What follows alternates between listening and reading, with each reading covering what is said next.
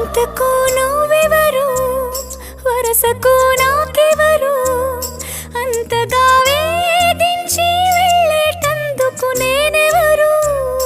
వింతగా ఉందసలు గుండెలో ఈ సెగలు దేనికో నీ పైనే ఉంటోంది నా ధ్యాసలు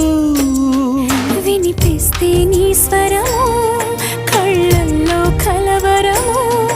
ఇది ప్రేమంటారో ఏమంటారో